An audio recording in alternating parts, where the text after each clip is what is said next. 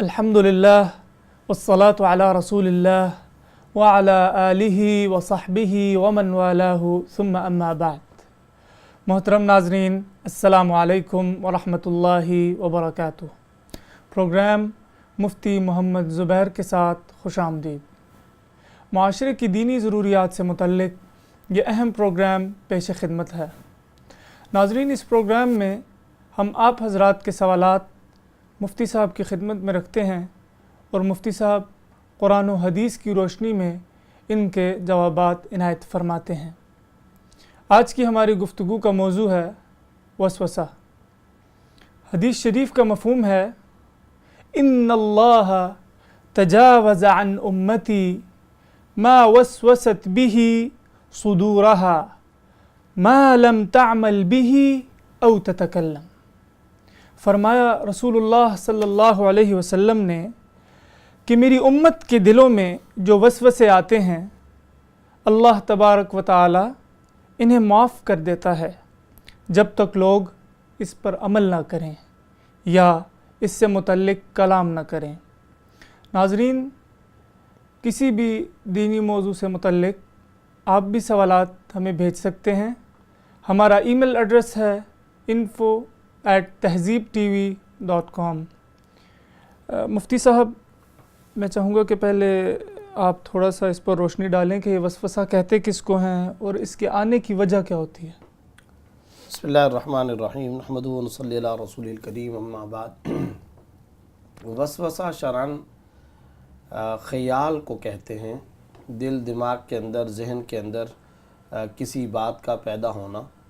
عام طور پر یہ غیر اختیاری ہوتا ہے اور انسان کے اختیار کے بغیر یہ چیز پیدا ہوتی ہے، اور خود وسوسے کا پیدا ہو جانا یعنی کسی خیال کا آ جانا یہ شرعاً کوئی برا بھی نہیں ہے اور اس کے اوپر کوئی مواخذہ بھی نہیں ہے۔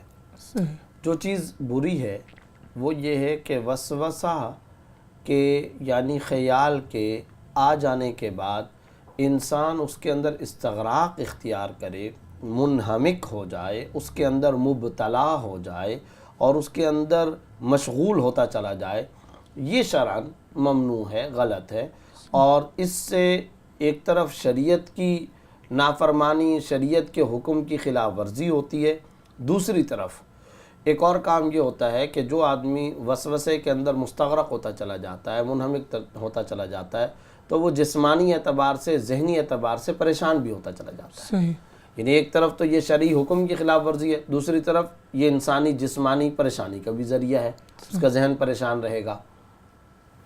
قرآن کریم کے اندر اللہ رب العزت نے، آپ کو پتہ ہے کہ سورۃ الفلق کے اندر، سورۃ الناس کے اندر خاص طور پر اللہ رب العزت نے اس کا تذکرہ فرمایا ہے، قل اعوذ برب الناس ملک الناس الہ الناس من شر الوسواس الخناس الذی یوسوس فی صدور الناس، یعنی وسوسہ ڈالنے والے سے جو کہ لوگوں کے دلوں کے اندر خیالات اور وسوسے ڈال دیا کرتا ہے۔ اللہ رب العزت نے حضرت محمد صلی اللہ علیہ وسلم کو ارشاد فرمایا کہ آپ اس وسوسہ ڈالنے والے سے اللہ کی پناہ طلب کریں اور اللہ رب العزت کی پناہ کے اندر آ جائیں۔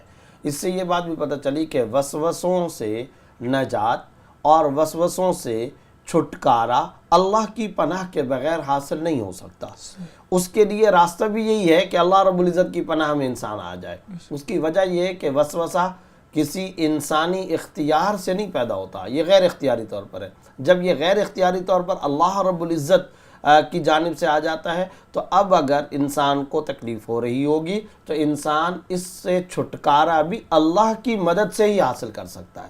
اللہ کے پاس جا کر، اللہ رب العزت سے کی پناہ میں آ کر، اللہ رب العزت کی توفیق کو حاصل کر کے، اللہ کی رضا کو حاصل کر کے وہ وسوسے سے چھٹکارا پا سکتا ہے۔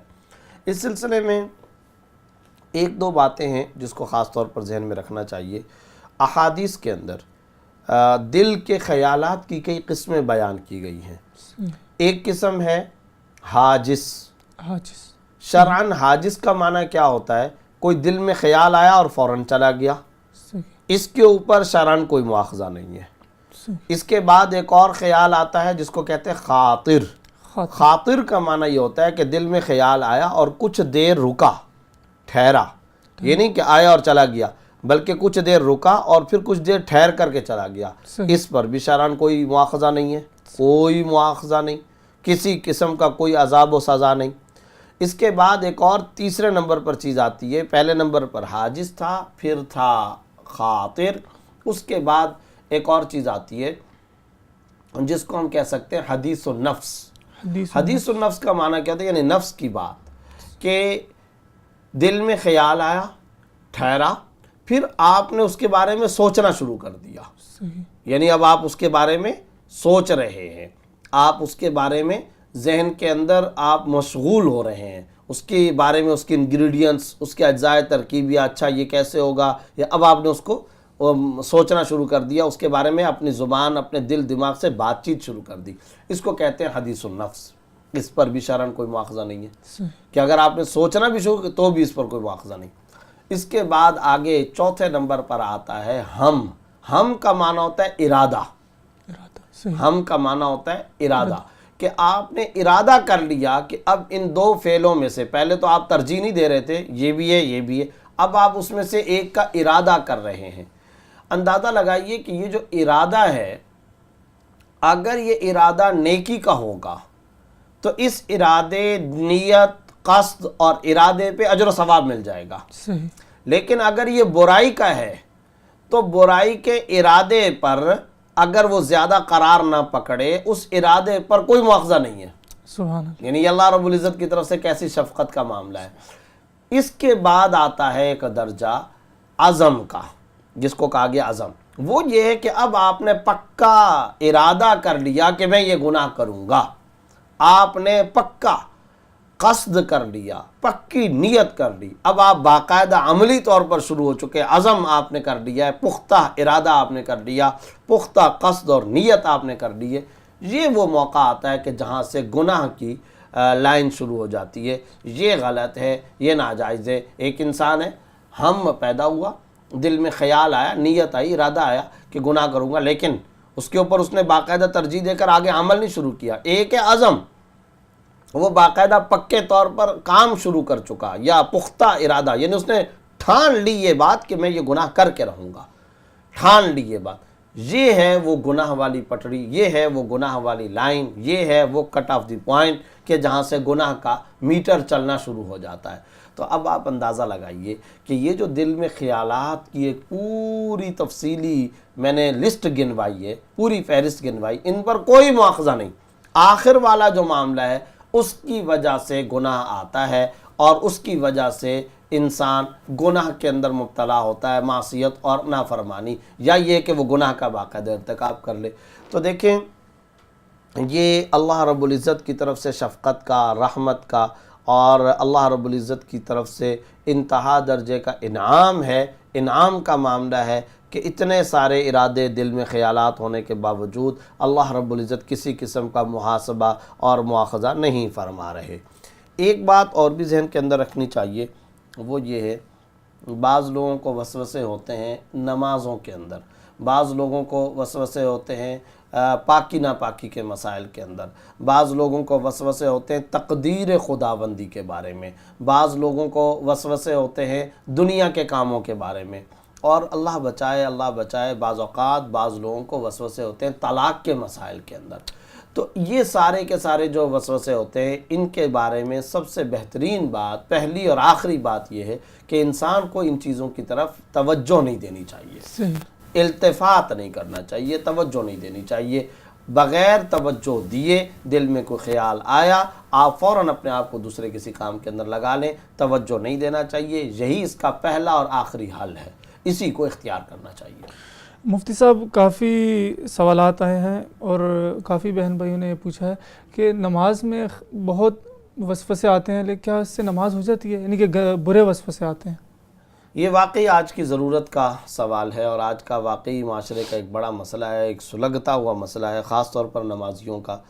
یہ بات ذہن میں رکھنی چاہیے کہ نماز کے دوران میں بھی جو خیالات آتے ہیں، جو وسوسے آتے ہیں، ان وساوس اور خیالات پر شرعاً عند اللہ کسی قسم کا کوئی مواخذہ نہیں ہے، کوئی گناہ نہیں ہے، کوئی اس پر عذاب نہیں ہے۔ یہ بات سمجھانی چاہیے، خطبائے جمعہ کو چاہیے کہ وہ خطیب حضرات جمعے کی تقریروں میں یہ باتیں بیان کریں کہ اگر کوئی نمازی ایسا ہے کہ جس کو نماز کے اندر خیالات آتے ہیں تو کوئی گھبراہٹ کی بات نہیں۔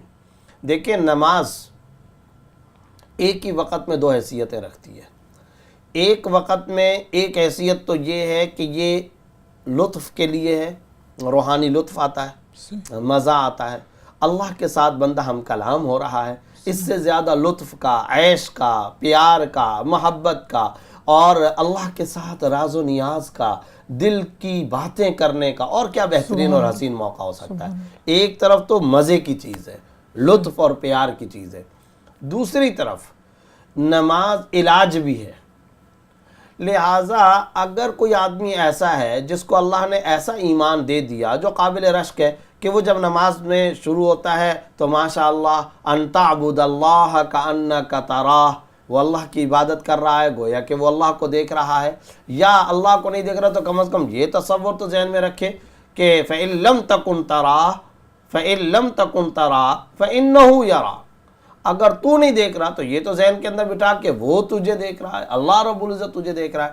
تو دیکھیں اگر کوئی نمازی نماز پڑھتا ہے اس کو یہ درجہ حاصل ہوتا ہے کہ روحانی لطف آ رہا ہے، مزہ محسوس ہو رہا ہے، اس کو اس بات پر خوشی مسرت کا احساس جاگزیں ہو گیا، یہ جذبہ پیدا ہو گیا کہ میں اپنے اللہ کے ساتھ بات چیت کر رہا ہوں، اس کا چہرہ خوشگوار اور مسکراہٹ والا ہو گیا، تو یہ تو بڑا ہی پیارا مقام ہے، یہ تو اللہ کو گویا کہ دیکھ رہا ہے، یہ تو بڑا پیارا مقام ہے۔ لیکن اگر کوئی نمازی ایسا ہے جس کو یہ درجہ ابھی حاصل نہیں ہوا، اس کو خیالات آتے ہیں، وسوسے آتے ہیں، تو پھر اس کو یہ سمجھنا چاہیے کہ ان خیالات اور وساوس کا علاج یہ ہے کہ میں نماز کے اندر لگوں۔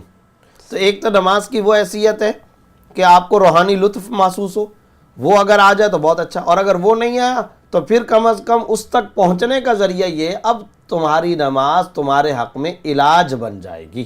اور وہ علاج کیسے بن جائے گی کہ تم یہ نماز کا فریضہ اسی طرح سے ادا کرتے رہو، لگے رہو، اس کو چھوڑنا نہیں ہے، مایوس نہیں ہونا۔ نماز کے اندر جب وسوسے آئیں تو ان وسوسوں کا یہی حل ہے، پہلا اور آخری حل یہی ہے کہ نماز کے اندر آنے والے وسوسوں کی طرف توجہ نہ کرے۔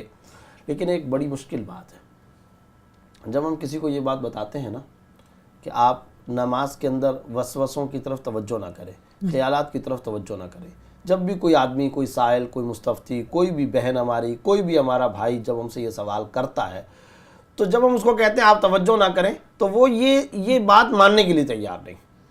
وہ یہ کہتا ہے کہ بھائی میں کس تکلیف کے اندر ہوں، کرب کے اندر ہوں، آپ کو میرے کرب کا، میری تکلیف کا احساس ہی نہیں ہے، آپ کو ٹینشن ہی نہیں ہے، میں اتنی پریشانی کے اندر ہوں، میں جیسے ہی نماز شروع کرتا ہوں یہ خیال، دوسرا خیال، تیسرا خیال، چوتھا خیال، میں تو اتنا پریشان ہوتا ہوں، نماز کے علاوہ مجھے ایسے خیالات نہیں آتے اور بڑے برے خیالات آتے ہیں، اور جب میں مفتی صاحب سے مسئلہ پوچھ رہا ہوں تو وہ مجھے کہہ رہے ہیں آپ توجہ نہ کریں۔ ایسے کیسے ہو سکتا ہے کہ توجہ نہ کریں؟ دیکھیں بات یہ ہے، ہم ریپیٹ کریں گے، ہم پھر کہیں گے کہ آپ توجہ نہ کریں، پھر کیا کریں؟ آپ نے اللہ اکبر کر کے نماز شروع کی، الحمدللہ رب العالمین الرحمن الرحیم، اب خیال آ گیا، کوئی خیال آ گیا دل میں، تو آپ کو جیسے ہی خیال آیا آپ اپنا ذہن اس سے ہٹا کر پھر دوبارہ قرات کی طرف آ جائیں، مالک یوم الدین ایاک نعبد و ایاک نستعین۔ اب آپ نے ذہن کو متوجہ کر کے قرات کی طرف ذہن کو متوجہ کر، پھر خیال آ گیا تو کوئی ٹینشن کی بات نہیں، ڈزنٹ میٹر، اب آپ دوبارہ خیال آ گیا، خیال کے اندر چلے گئے، پھر آپ اپنے ذہن کو اس طرف پلٹیں۔ یہ جو کشتی ہو رہی ہے، یہ جو کشمکش ہے، بس یہی لطف ہے، یہی اللہ کو بھاتا ہے، یہی اللہ کو مطلوب ہے کہ ایک طرف شیطان اپنا زور لگا رہا ہے اور آپ پھر اس کو جھٹک دیتے ہیں، آپ اس کے خیالات کو اپنے ذہن سے ہٹا دیتے ہیں اور جھٹک کر ختم کر کے پھر آپ قرات کی طرف آ جاتے ہیں۔ ایک دو جملے نہیں پڑھتے پھر خیال آ جاتا ہے، پھر ایک دو جملے پڑھتے ہیں پھر خیال آ جاتا ہے، تو کوئی ٹینشن کی بات نہیں۔ اللہ کو بھی یہ ساری ادائیں پتہ چل رہی ہے کہ نہیں؟ انہ علیم بذات الصدور، جب اللہ رب العزت تمام سینوں کے بھید جانتا ہے تو یہ ادا بھی اللہ رب العزت کے علم میں آ رہی ہے، اللہ کو بھاتی ہے کہ دیکھو میرا بندہ میرے الفاظ، میرے جملوں، میرے قرآن، میری عبادت، میرے طرف متوجہ ہونے کی कामिल कोशिश कर रहा है, भरपूर कोशिश कर रहा है। ये इधर को आता है, फिर इसके ऊपर शैतान हमलावर होता है, फिर ये उधर चला जाता है, फिर ये इस तरफ आ जाता है। ये सब अल्लाह रब्बुल इज़्ज़त के इल्म में है। जब अल्लाह के इल्म में है, यही जंग अल्लाह को मतलूब है, यही कशमकश अल्लाह को मतलूब है। लिहाजा कोई टेंशन नहीं लेनी चाहिए। बल्कि एक और खुशखबरी की बात यह है कि ऐसा नमाजी कि जिसे बार बार ये जंग करनी पड़ती है, उसे ज़्यादा अजर व सवाब मिलेगा, जो मजमूए अहादीस से छना हुआ मफहूम जो हमें समझ में आता है। अगर आप इन तमाम अहादीस का गहराई के साथ मुताला करें तो हमें जो अंदाज़ा होता है वो ये कि ऐसे नमाजी को बल्कि ज़्यादा अजर व सवाब मिलेगा दीगर नमाजियों के मुकाबले में। क्यों? इसलिए कि इसको तो बहुत मेहनत करनी पड़ रही है, इसको तो बार बार तवज्जो देना पड़ रहा है, इसको बार बार अपने दिमाग को, अपने ध्यान को, अपने खातिर ख्याल को दोबारा कुरान की तरफ, आयात की तरफ और नमाज के अरकान और फ़राइज़ और वाजिबात की तरफ मुतवज्जह करना पड़ रहा है। तो इसलिए घबराहट की, मायूसी की कोई बात, कोई वजह मौजूद नहीं है। एक बात और भी मैं इस सिलसिले में कहना चाहता हूँ। देखें, तार है ना, तार, बिजली की तार को अगर आप हटाने के लिए भी हाथ लगाएंगे तब भी करंट लगेगा। यानी एक तार है, उसका तरीका क्या है? उसका तरीका ये कि आप उसकी तरफ तवज्जो ना करें। अगर आप बिजली के तार को इसलिए हटाएंगे ताकि मैं इसको हटा दूं और इसलिए पकड़ेंगे तब भी वो करंट मारेगी। तो देखें, वसवसे के बारे में अगर आप ये बाकायदा कोशिश करेंगे ना कि ये वसवसा ना आए, तो यही तो वसवसा है, यही तो वसवसा है कि अगर आप बाकायदा, आपने अल्लाह अकबर करके हाथ बांध करके नमाज शुरू कर ली और अब आप पूरा जोर लगा रहे हैं कि वसवसा ना आए, वसवसा ना आए, तो ये जो आप ये जोर लगा रहे हैं यही तो वसवसा है। तो इसलिए इसका यही हल होगा कि आप नेगेटिव या पॉजिटिव, मुस्बत या मनफी, उसकी तरफ तवज्जो ना करें। और अगर अज खुद ख्याल पैदा हो जाता है तो घबराए नहीं, अगर अज खुद ख्याल पैदा हो जाता है तो घबराए नहीं। सादा लफ्ज़ों में, आसान लफ्ज़ों में, ख्याल का आना बुरा नहीं, ख्याल का लाना बुरा है। ख्याल आता है, डजंट मैटर, ये गैर इख्तियारी है, आपके इख्तियार में कुछ नहीं। जो चीज़ बुरी है वो है ख्याल का लाना। आप घर से पकड़ के ला रहे हैं, यानी अब आप बाकायदा उसके अंदर चले गए। जैसे इसकी मिसाल है कि कोई आदमी है, वो नमाज के अंदर खड़ा हुआ, अब वो बाकायदा दुकान के हिसाब किताब की तरफ लग गया कि अच्छा इसने इतने पैसे देने, फलाने ने इतने देने, इसको जमा करो तो इतने बनते हैं, 12 हैं, इसके साथ 8 जमा कर लो तो वो फिर 20 बन जाएंगे। अच्छा तो इसको इतने तफरीक कर लो, इतना माइनस कर लो, इतना ऐड कर लो, इतना जमा करो, इतना मल्टीप्लाई। ये जब आप कर रहे हैं तो ये तो गोया कि आपने बाकायदा खाता शुरू कर रखा है, ये तो आपने बाकायदा कैलकुलेशन का अमल शुरू कर रखा है, ये तो आप कैलकुलेटर रख करके बाकायदा गिनती शुरू कर चुके हैं, आप टाइप राइटिंग शुरू कर चुके हैं। तो ये तो एक गलत तरीका है। आपको ख्याल आया, आप ख्याल की तरफ तवज्जो ना करें, फिर आप दोबारा क़िरात की तरफ आ जाएं। और देखें, अगर आपने इन ख्यालात के आगे बंद ना बांधा तो ये ख्यालात बढ़ते चले जाएंगे और ये मुसलसल आगे बढ़ते चले जाएंगे। इन ख्यालात की तरफ आपको बंद बांधना पड़ेगा, और आप अगर बंद नहीं बांधेंगे तो ये बात ज़हन के अंदर रखें कि ये ख्यालात बढ़ते चले जाएंगे। वसाविस की सबसे बड़ी ख़राबी, वसाविस का सबसे बड़ा नुकसान यही है कि ये वसाविस बाकायदा जब आप इसके अंदर मुब्तला होते हैं तो इसके अंदर तवज्जो करने से ये और बढ़ते चले जाते हैं। तो इसका तरीक़ा कार यही है कि आप इसकी तरफ तवज्जो ना करें, आप इसको नेगेटिव पॉजिटिव सोचना ही छोड़ दें। यही इसका अव्वल व आखिर हल और नुस्खा और तरीक़ा है। मुफ्ती साहब, एक भाई सवाल कर रहे हैं कि अक्सर लोगों को हम जब नमाज के लिए कहते हैं तो वो कहते हैं कि हम इस वजह से नमाज नहीं पढ़ते क्योंकि हमें वसवसे आते हैं। तो गलत है, बिल्कुल खिलाफ शरीयत, अगेंस्ट इस्लाम तसव्वुर है। मैंने पहले ही बता दिया कि अगर कोई आदमी नमाज के अंदर लगा हुआ है तो उसको अगर वसवसे आते हैं और वो अपने जहन को फिर हटाता है, फिर वसवसे आते हैं, फिर हटाता है, तो ये तो आला दर्जे का अजर व सवाब हासिल करेगा, इसको तो ज़्यादा सवाब मिलेगा। तो ये शैतानी धोखा है, ये शैतानी वरगलाहट, ये तो शैतान की तरफ से धोखा दिया जा रहा है और ये शैतान के धोखे के अंदर शख्स मुब्तला है। हरगिज़ ये काम नहीं करना चाहिए, कभी भी इसकी वजह से फ़राइज़ और वाजिबात को नहीं छोड़ना चाहिए। सवाल ये पैदा होता है कि ये वसवसे आते किसकी तरफ से हैं? वसवसे ज़ाहिर है कि गलत वसवसे कौन डालता है? शैतान डालता है। तो शैतान की तो कोशिश है कि ये फ़राइज़ और वाजिबात से छूट जाए, नमाज रोज़े से रुक जाए। तो अब अगर उसके कहने की वजह से آپ نے نماز کو ترک کر دیا تو شیطان تو کامیاب ہو گیا، آپ کے اوپر شیطانی حملہ، شیطانی وار کامیاب ہو گیا ہے، آپ نے خود ہی کامیاب کر لیا ہے۔ یہ تو بالکل ہی غلط ہے، اس کا تو شریعت سے کوئی تعلق ہی نہیں ہے۔ اگر آپ کو وسوسے آ رہے ہیں تو اس کا علاج بھی یہ ہے کہ نماز ادا کرو۔ تو اگر آپ کو یہ وسوسے آتے رہیں گے اور 80 سال تک وسوسے آتے رہیں گے تو کیا نماز نہیں پڑھیں گے؟ یہ کون سا طریقہ ہو گیا؟ یہ کون سا تصور ہے؟ یہ غلط تصور ہے۔ اس تصور سے توبہ کرنی چاہیے اور اس تصور سے احتراز کرنا چاہیے۔ مفتی صاحب میں چاہوں گا کہ آخر میں آپ کے ہمیں وظیفہ بتا دیں وسوسوں سے بچنے کا۔ دیکھیں جی، میں پہلے ہی بتا چکا ہوں کہ اس کا جو سب سے بہتر وظیفہ ہے وہ یہ کہ اس کی طرف توجہ نہ کریں۔ صحیح۔ اور میں پہلے عرض کر چکا ہوں کہ یہ ایک ایسی بیماری ہے کہ آپ اس کے اندر مبتلا ہوں گے تو بڑھتے چلے جائیں گے۔ ایک روایت موجود ہے کتب صحاح کے اندر، یہ روایت آئی ہے، حضرت ابو ہریرہ رضی اللہ تعالیٰ عنہ سے مروی ہے۔ رسول اللہ صلی اللہ علیہ وسلم نے ارشاد فرمایا کہ اپنے آپ کو وساوس سے بچا کے رکھو۔ یعنی کیا مطلب؟ بند باندھ دو، وساوس سے بچا کے رکھو، ورنہ ایک وقت آئے گا کہ شیطان اپنی چال یوں چلے گا کہ وہ تم سے یہ کہے گا، تمہارے دل میں یہ خیال لائے گا کہ یہ زمین کس نے پیدا کی؟ تم کہو گے اللہ نے۔ وہ تم سے پوچھے گا سورج، چاند، ستارے، پانی، آبشاریں، آگ، مٹی، دریا، درخت، پھل، پھول کس نے پیدا کیے؟ تو آپ جواب دیں گے کہ اللہ نے۔ ٹھیک ہے کہ نہیں؟ اچھا، آپ کو کس نے پیدا کیا؟ آپ کہیں گے اللہ نے۔ تو اب آپ صلی اللہ علیہ وسلم نے فرمایا کہ ایک وقت آئے گا کہ وہ یہ کہے گا من خالق ربک، تیرے رب کو پھر کس نے پیدا کیا؟ بات سمجھے کہ نہیں؟ یعنی یہ بچہ وجود میں آیا ماں باپ سے، ماں باپ وجود میں آئے اپنے ماں باپ سے، وہ وجود میں آئے اپنے ماں باپ، یہاں تک کہ حضرت آدم علیہ السلام تک شیطان لے کر چلا جائے گا۔ چلو یہاں تک تو جوابات مل گئے۔ پھر آدم علیہ السلام کو کس نے پیدا کیا؟ اللہ نے۔ اللہ کو کس نے پیدا کیا؟ نعوذ باللہ۔ تو اب آپ دیکھیے کہ یہ روایت پکار کر کے مومن کے لیے ایک اسوہ حسنہ، ایک نمونہ عمل بیان کر رہی ہے۔ وہ کیا؟ آپ صلی اللہ علیہ وسلم فرما رہے ہیں کہ جب یہ وساوس آئیں تو بند باندھ دو، یہاں پر کوئی ایک روک رکھ لو اور اس روک کے بعد تم وہاں پر رک جاؤ، سٹاپ کر لو، ورنہ پھر وہ آگے بڑھتا چلا جائے گا تو تم پریشان ہو جاؤ گے۔ اس کے دو حل اس حدیث میں بھی اور دیگر احادیث میں بھی۔ ایک تو یہ کہ اعوذ باللہ من الشیطان الرجیم، یہ کثرت کے ساتھ پڑھنا چاہیے، کیونکہ شیطان مردود کی طرف سے یہ وسوسہ ہوتا ہے، تو تعوذ۔ اور دوسرا حل عدم التفات، توجہ نہیں کرنی ہے، توجہ نہیں کرنی ہے، جیسا کہ میں پہلے بتا چکا ہوں۔